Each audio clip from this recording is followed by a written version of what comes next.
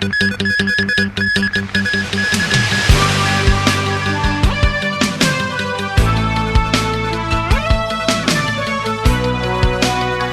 早晨，時間嚟到朝早7:57，歡迎大家收聽呢一節新聞。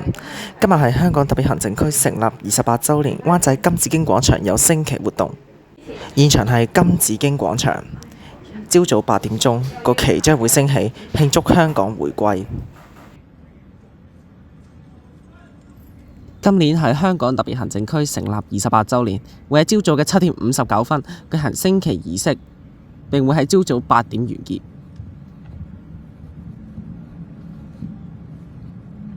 早晨，行政長官，護旗方隊及儀仗隊已經準備好。開始。咁我哋見到啦，我啲護旗方隊咧已經準備好噶啦，咁就隨時可以準備升旗噶啦。咁啊，每逢每年嘅7·1同埋11咧，喺金紫荊廣場咧都會有一系列嘅升旗活動嘅。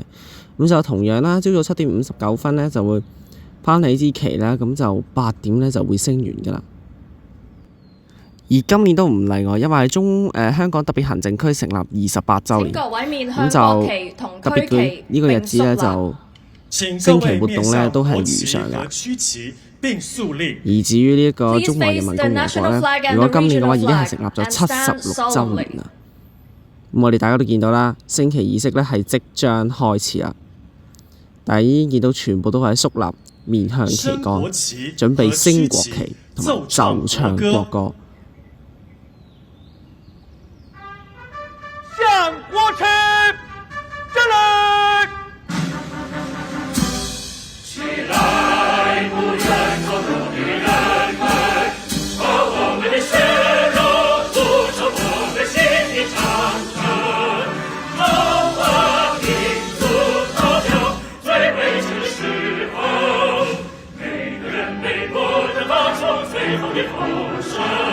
起來，起來，起來！